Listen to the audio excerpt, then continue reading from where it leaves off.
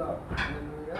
దేవుని బిడ్డలారా, ఈ సమయంలో దేవుని వాక్యాన్ని విని ప్రార్థన చేసుకొని దేవుని వాక్యాన్ని ఆలకిద్దాం. పరిశుద్ధుడా నా తండ్రి, జీవాధిపతి, స్తోత్రాలు స్తుతున్నాయి. ఈ సమయంలో మీ వాక్యాన్ని మేము ధ్యానం చేస్తున్నాం. మీరు అభిషేకించి, మీ కృపనిచ్చి, మీరు మాట్లాడండి. మీ బిడ్డలనైనా ఆశీర్వదించు. మీ వాక్యం మాట్లాడుచుండగా మమ్మల్ని బలపరచండి. యేసుక్రీస్తు నామములో అడిగి వేడుకొంచున్నాను. ఆమేన్. దేవుని బిడ్డలారా, ఈ సమయంలో పరిశుద్ధ గ్రంథంలో నుంచి ఒక వాక్యాన్ని మనం ధ్యానం చేసుకుంటాం.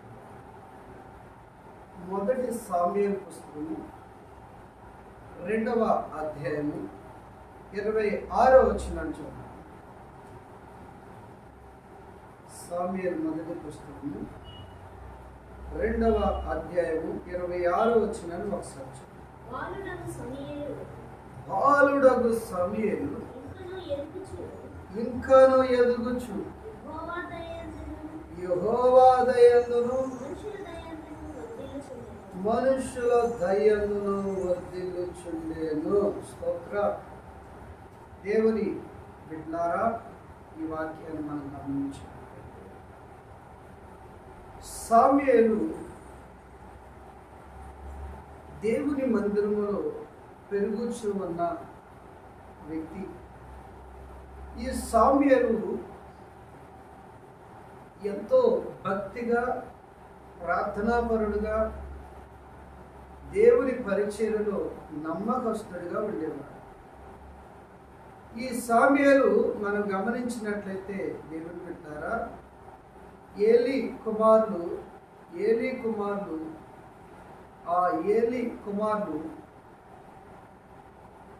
వారు భక్తిగా లేకపోయినా ఈ సమూయేలు ఆ ఏలీ అనే దైవ సేవకుల దగ్గర ఎంతో భక్తిగా, ఎంతో దేవునికి ఇష్టమైన వ్యక్తిగా జీవించేవాడు. మంచి పరిచయం చేసేవాడు దైవజనుల దగ్గర. దేవుని బిడ్డలారా, మనం గమనించినట్లయితే ఈ సమూయేలు చక్కటి సాక్ష్యాన్ని పొందుకున్నాడు. ఎలాంటి సాక్ష్యం అంటే, బాలుడగు సమూయేలు ఇంకాను ఎదుగుచు యెహోవా దయందును మనుషుల దయందును వర్ధిల్లుచుండెను. స్తోత్రం. బాలుడగు సమూయేలు ఇంకా ఎదుగుచు దేవుని దయందును మనుషుల దయందును వర్ధిల్లుచుండెను. దేవుని దయా కనికరం, మనుషులు దయా కనికరముతో ఈ సమూయేలు అలా బలపరచబడుచు ఎదుగుచు. అయితే దేవుని బిడ్డలారా, ఇలా ఎదిగే ఈ సమూయేలుతో దేవుడు మాట్లాడటం ప్రారంభించాడు. మనం ఆ మాట ఒకసారి చూద్దాం. సమూయేలు మొదటి పుస్తకం 3వ అధ్యాయం 1వ వచనం నుంచి బాలుడైన సమూయేలు ఏలీ ఎదుట యెహోవాకు పరిచర్య చేయుచుండెను. ఆ దినములో యెహోవా వాక్కు ప్రత్యక్షమగుట అరుదు. ప్రత్యక్షము తరచుగా తటస్థించటలేదు. ఆ కాలమందు ఏలీ కనులు మందదృష్టి గలవైనందున అతడు చూడలేక తన స్థలమందు పండుకొని ఉండగాను. స్తోత్రం. దేవుని బిడ్డలారా, బాలుడగు సమూయేలు దైవజనుడి దగ్గర పరిచర్య చేస్తూ ఉండేవాడు. ఆ దినముల్లో దేవుని వాక్కు ప్రత్యక్షమగుట తరచుగా ప్రత్యక్షమవ్వట్లేదు అని చెప్తున్నాడు. ప్రత్యక్షమగుట అరుదు. అయితే మనం గమనించినట్లయితే దేవుని బిడ్డలారా, అలాంటి సమయంలో 3వ వచనాన్ని మనం చదువుదాం. దీపము ఆరిపోకమునుపు సమూయేలు దేవుని మందస్సమున యెహోవా మందిరములో పండుకొని ఉండగాను యెహోవా సమూయేలును పిలిచెను. స్తోత్ర. దీపము ఆరిపోకమునుపు, దీపము ఆరిపోకమునుపు. దేవుని బిడ్డలారా, నీ ఆత్మ అనే దీపం ఆరిపోక మునుపు నీ సృష్టికర్తను నీవు స్మరణలోకి తెచ్చుకోవాలి. నీవు ఆత్మీయంగా నీవు ఆరిపోక మునుపు నీ ఆత్మ లోపలున్న ఆత్మ, ఆ ప్రాణము నీ నీ శరీరంలో ఉన్నప్పుడు, నీవు బ్రతికి ఉన్నప్పుడు నీ దేవుణ్ణి నీవు స్మరణకు తెచ్చుకొని నీ దేవుడిని నీవు తరచుగా ఆరాధించాలి. దీపము ఆరిపోక మునుపు సామ్యేలు దేవుని సన్నిధిలో పరిచయం చేసే సామ్యేలుతో దేవుడు మాట్లాడుతున్నాడు. నీ ఆత్మని దీపం ఆరిపోక క్రితం నీవు దేవుని సన్నిధిలో నిత్యము ప్రార్థన చేయాలి. హిజ్కియాకి మరణకరమైన రోగం వచ్చినప్పుడు దైవజనుడు వచ్చి చనిపోతావు, నీ ఇల్లు చక్క పెట్టుకో అని చెప్పినప్పుడు ఈ హిజ్కియా ప్రభు సన్నిధిలో ప్రార్థన చేశాడు. దేవుడు హిజ్కియాకి మరలా 15 సంవత్సరాల ఆయుష్ ఇచ్చాడు. తన దీపాన్ని వెలిగించాడు. తన ప్రాణం, తన ఆత్మ అనే దీపాన్ని వెలిగించాడు. దేవుని బిడ్డలారా, ఇక్కడ సామ్యలు దీపం ఆరిపోక మునుపు అంటే దేవుని సన్నిధిలో, దేవుని మందిరంలో ఉన్న దీపం ఆరిపోక మునుపు అంటున్నాడు. మన శరీరంలో కూడా ఒక దీపం అనే మన ఆత్మ ఉంది. ఆ ఆత్మ ఆరిపోక మునుపు మనం బ్రతుకుండగానే మన ప్రభుని మహిమ పరచాలి. అయితే ఇక్కడ అంటూ ఉన్నాడు దేవుని బిడ్డలారా, దేవుడు అంటూ ఉన్నాడు సామ్యేల్ అని పిలుస్తూ ఉన్నాడు. నిజంగా సామ్యేలుకి దేవుడు గొప్ప ధన్యత, దయ కలుగు చేశాడు. సామ్యేలు అని పిలిచాడు. పిలిచినప్పుడు దైవజనుడి దగ్గరికి వెళ్ళి, అయ్యా నన్ను పిలిచావంటే లేదన్నాడు. మరలా పిలిచాడు, లేదు వెళ్ళి పండుకో అన్నాడు. ఆ తర్వాత పిలిచినప్పుడు అన్నాడు, చిత్తము నీవు నన్ను పిలిచితివి కనుక వచ్చితి నేను. అయితే అతడు, నా కుమారుడా నేను నిన్ను పిలువలేను, పోయి పండుకోమని. సమయంలో అప్పటికి యెహోవాను ఎరుగుకుండెను. యెహోవా వాక్కు అతనికి ఇంకా ప్రత్యక్షము కాలేదు. యెహోవా 3వ మారు సమూయేలును పిలవగా అతడు లేచి ఏలీ దగ్గరకు పోయి, చిత్తము నీవు నన్ను పిలిచితివే, ఇదిగో వచ్చిదనగా ఏలీ ఆ బాలుని పిలిచిన, యెహోవా బాలుని పిలిచిన గ్రహించి, నీవు పోయి పండుకొమ్ము, ఎవరైనా నేను పిలిచిన యెడల యెహోవా నీ దాసుడు ఆలకించుచున్నాడు, ఆజ్ఞనిమ్మని చెప్పుమని సామ్యేలుతో అనగా, సామ్యేలు పోయి తన స్థలమందు పండుకొనేను. స్తోత్రం. దేవుని బిడ్డలారా, 3 సార్లు పిలిచిన తర్వాత ఏలీ అంటూ అన్నాడు, ఇక్కడ అంటూ ఉన్నాడు, ఏలీ చెప్తూ ఉన్నాడు, ఎవరైనా నిన్ను పిలిచిన యెడల యెహోవా నీ దాసుడు ఆలకించుచున్నాడు, ఆజ్ఞనిమ్మని చెప్పమని చెప్పాడు. స్తోత్రం. దేవుని బిడ్డలారా, ఇక్కడ మనం గమనించినట్లయితే దేవుని దయ సామ్యేలు మీద ఉంది కాబట్టి దేవుడు పిలిచి మాట్లాడుతూ ఉన్నాడు. దేవుడు సామ్యేలుతో ఏం చెప్పాడు అనేది మనం గమనించినట్లయితే 11వ వచనం, అంతటి యెహోవా సామ్యేలుకు ఎలాగూ సెలవిచ్చెను, ఇశ్రాయేలులో నేనొక కార్యము చేయబోచున్నాను, దానిని వినువారందరికి చెవులు గింగురుమనును. ఆ దినమున ఏలీ యొక్క ఇంటి వారిని గురించి నేను చెప్పినదంతి వారి మీదకి రప్పింతును, దాన్ని చేయ మొదలుపెట్టి దాన్ని ముగింతును. తన కుమారులు తమ్మును తాము శాపగ్రస్తులుగా చేసుకొనుచున్నారని తానెరిగి వారిని అడ్డగించలేదు కనుక అతని ఇంటికి నిత్యమైన శిక్ష విధించరని నేను అతనికి తెలియజేయుచున్నాను. దేవుని బిడ్డలారా, మనం గమనించినట్లయితే ఏలీ కుమారుడు వారు దేవునికి విరోధంగా పాప కార్యాల్లో ఉన్నవారు. వారికి తెలిసి వారు మారలేదు కాబట్టి వారికి నేను శిక్ష విధింపచేయుచున్నాను అని చెప్తున్నాను. దేవుని బిడ్డలారా, ఆ ఏలీ కుమారులు మనం గమనించినట్లయితే సామ్యూయేలు వీళ్ళందరూ కూడా పరిచయంలో ఉన్నవారే. కానీ ఆ ఏలీ కుమారులు వారు దేవునికి విరోధంగా దోషము శాపములో ఉన్నవారుగా కనబడుతూ ఉన్నారు. దేవుని బిడ్డలారా, మనం గమనించినట్లయితే దేవుని మందిరానికి వెళ్ళే ప్రతి ఒక్కరూ కూడా పరిశుద్ధంగా ఉండాలి, దేవుని చిత్తానుసారంగా నడవాలి, దేవునికి ఇష్టమైన వ్యక్తుల వలె సామ్యూయేలు వలె జీవించాలి. అయితే మనం గమనించినట్లయితే దేవుని బిడ్డలారా, ఇక్కడ 4వ అధ్యాయం 3వ వచనాన్ని మనం చదువుదాం.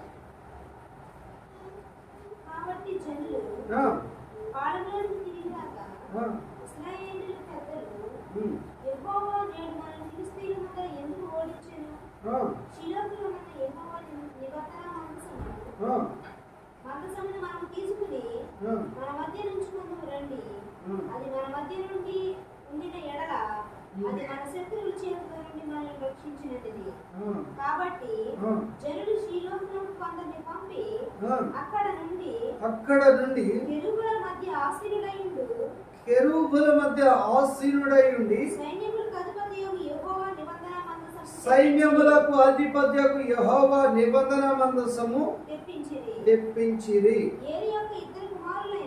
ఏలీ యొక్క ఇద్దరు కుమారులైన ఫీనెహాసును దేవుని నిబంధన మందసము యొద్ద ఉండిరి. మనం గమనించినట్లయితే ఏలీ యొక్క కుమారులు ఎక్కడ ఉన్నారు? దేవుని యొక్క నిబంధన మందసం దగ్గరే ఉన్నారు.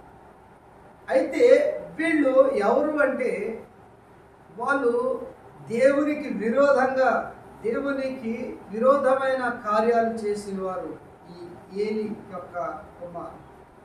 అయితే వీరు అక్కడ ఉన్న వీళ్ళ జీవితంలో జరిగింది ఏంటి అనేది మనం గమనించినట్లయితే ఇక్కడ అంటూ ఉన్నాడు దేవుని బిడ్డలారా, పరిశుద్ధ గ్రంథంలో మనం గమనించినట్లయితే అదే 4వ అధ్యాయము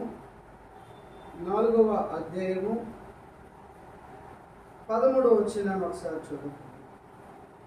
అతడు వచ్చినప్పుడు ఏలీ మందసం విషయమై ఉండే అవియచు త్రోవప్రక్కన పీఠం మీద కూర్చుండి ఎదురు చూచుండెను.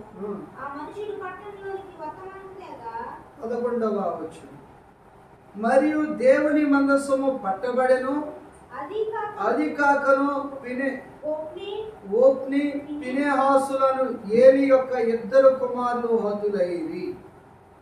చూసారా దేవుని బిడ్డలారా, మనం గమనించినట్లయితే సామ్యూయేలుకి దేవుడు చెప్పిన మాట ఇక్కడ నెరవేరుస్తున్నాడు దేవుడు. ఎందుకొరకు అంటే దేవునికి విరోధమైన కార్యాలు చేశారు ఈ ఏలీ కుమారులు. శత్రువుల చేతిలో వీరు హతులయ్యారు, ఓడిపోయారు. వీళ్ళు ఉన్నది ఎక్కడ?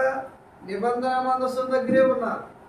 నిబంధన మందసం అంటే దేవుని సన్నిధికి, దేవునికి సాదృశ్యంగా ఉన్న స్థలంలో ఉన్నవారు ఎందుకొరకు హతులయ్యారంటే వారు దేవునికి విరోధమైన కార్యాలు చేశారు. దేవుని బిడ్డలారా, దేవుని నమ్మని వారు పాపాల్లో నిమగ్నులై ఉండడం దేవుని చిత్తంగా, దేవుని నమ్మిన వారు వ్యభిచారం కానివ్వండి, భయంకరమైన పాపాలు, శాపాలు లోకంలో కలిసిపోయి ఉండటం దేవుని చిత్తంగా. దేవుని దయ దేవుని నమ్మని బిడ్డలకు ఉంటే సామ్యూయేలుతో మాట్లాడినట్లు దేవుడు వారితో మాట్లాడతాడు. స్తోత్రం. దేవుని బిడ్డలారా, పరిశుద్ధ గ్రంథంలో ఒక మాట చదువుకుందాం. సామెతల గ్రంథం 3వ అధ్యాయం 3వ వచనం చదువు.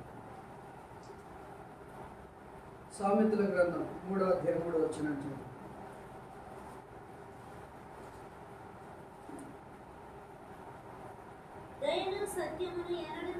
దయను సత్యమును ఎన్నడూను నిన్ను విడిచిపోలేకు,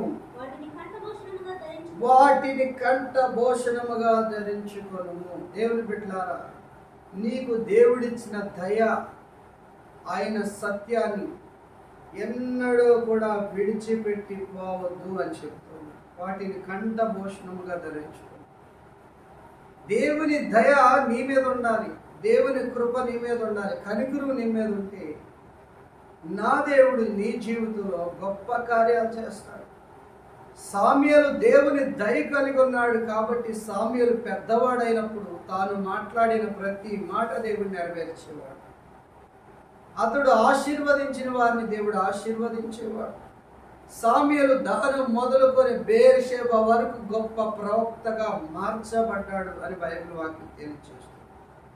నీ జీవితంలో నీవు ఈ వాక్యాన్ని వినే నీవు పరిశుద్ధంగా, నిర్దోషంగా, నిష్కలంకంగా ఉండి దేవుని చిత్తానుసారంగా నడుచుకుంటూ సామ్యూయేలు వలె దర్శనము కలిగి ఒక భక్తి కలిగి నువ్వు జీవిస్తే నీ జీవితంలో గొప్ప మేలులు నువ్వు పొందుకుంటావు, గొప్ప ఆశీర్వాదాన్ని నువ్వు పొందుకుంటావు. సామ్యూయేలుని దీవించిన దేవుడు నిన్ను కూడా దీవిస్తాడు. దేవుని బిడ్డలారా, పరిశుద్ధ గ్రంథాన్ని మనం గమనించినట్లయితే ఇక్కడ అంటూ అన్నాడు, సామెతల గ్రంథం 3:3 దయను సత్యమును ఎన్నడూ నిన్ను విడిచిపెట్టనీకుము.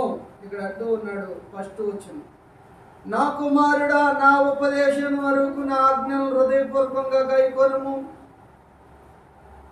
అవి దీర్ఘాయువును సుఖ జీవముతో గడుచు సంవత్సరములను శాంతిని నీకు కలుగు చేయును.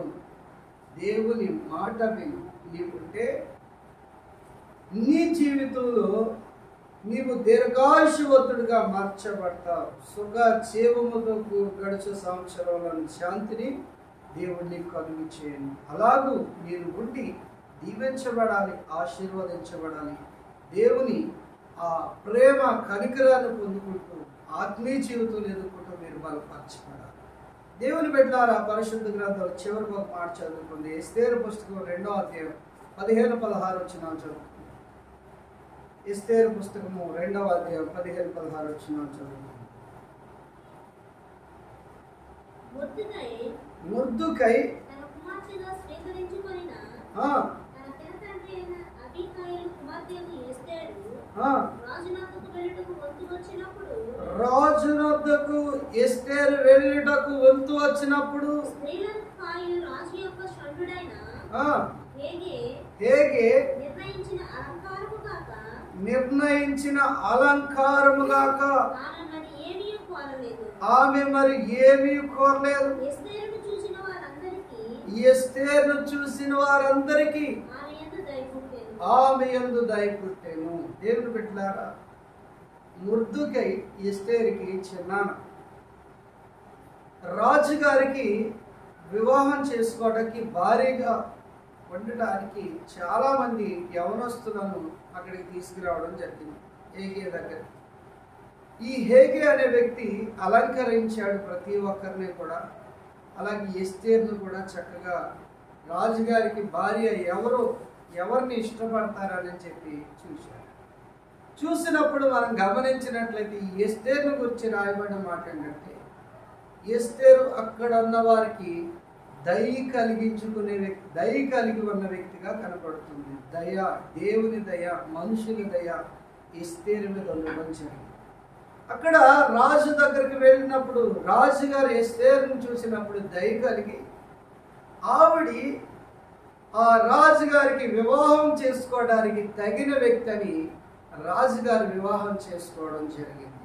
దేవుని బిడ్డలారా, మనం గమనించినట్లయితే, వాక్యానుసారంగా మనం గమనించినట్లయితే, మనము దేవుని దృష్టికి, మనుషుల దృష్టికి దయ కలిగి ఉంటే మన జీవితంలో గొప్ప ఆశీర్వాదాన్ని, అద్భుతాలు మన జీవితంలో మనం చూస్తాం.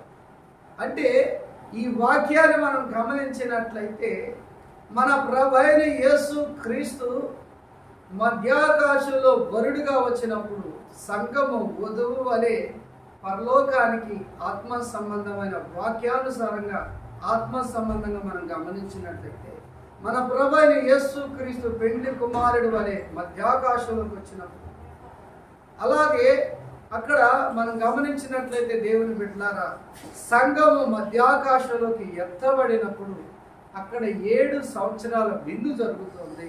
అలాగే మనం గమనించినట్లయితే దేవుని దయ కలిగి ఉంటే దేవుని రాజ్యానికి మనము సిద్ధపరచబడతాం. అలాగే మనం దీవించబడతాం. దేవుడి మాటలో ఆశీర్వదించునుగాక. ఆమేన్. దేవుని బిడ్డలారా, ప్రార్థన చేసుకుందాం. పరిశుద్ధుడా, జీవాధిపతి యేసయ్యా, స్తోత్రాలు. మీ దయను సత్యమును ఎన్నడూ విడువక నా తండ్రి, మీ దయా సత్యము కలిగి ప్రతి ఒక్కరు జీవించడానికి సహాయం దయచేయండి. ఎస్తేరు దయ కలిగిన వ్యక్తిగా ఉంది కాబట్టి రాజుగారికి భారీగా రాణి గారిగా మార్చబడి ఆవి యందు మీ కృప కనికరం ఉంది. అలాగే సామ్యేలు దయ కలిగి దేవుని దయ మనుషులు దయ కలిగి ఉన్నాడు కాబట్టి సామ్యేలు దీవించబడ్డాడు, మంచి దర్శనాలు చూశాడు. అతడు దాను మొదలుకొని బేర్షేబా వరకు గొప్ప ప్రాప్తగా మారాడు. ఈ వాక్యాలు వినే మీ బిడ్డలందరూ పరిశుద్ధంగా ఆత్మ సంబంధంగా జీవించి అలాగే నా తండ్రి సామ్యేలు వలె నాయన భక్తిగా ఉండడానికి సహాయం దయచేయండి. మీ కృప చెప్పండి, దైవిక దర్శనాలు చూసే కృప చెప్పండి. అలాగే నా తండ్రి మీ కృప చేత నాయన ఈ వాక్యాన్ని వినే మీ బిడ్డలో నాయన దీర్ఘాయువంతులుగా మార్చబడి మంచి ఆరోగ్యం కలిగి ఆయుష్ కలిగి వారు నా తండ్రి మీ చిత్తానుసారంగా నడిచే కృప ఆ అభిషేకం దయచేసి తోడైనవని మీ రాజ్యం కొరకు రాకడ కొరకు ప్రతి ఒక్కరు సిద్ధపరచు. ఈ వాక్యాన్ని వినే కుటుంబాల్లో సమస్యలు బంధకాలను దూరపరచు. వారందరి కుటుంబాలు మీరు దీవించు. యేసుక్రీస్తు నామములో అడిగి వేడుకొంచున్నాను తండ్రి, ఆమేన్. మన తండ్రి అయిన దేవుని ప్రేమ, కుమారుడైన యేసుక్రీస్తు కృప, పరిశుద్ధాత్ముని సన్నిధి సహవాసం మనకి సకల కోటి పరిశుద్ధులు నిత్యం తోడే నడిపించునుగా. ఆమేన్. అందరికీ కూడా వందనాలు.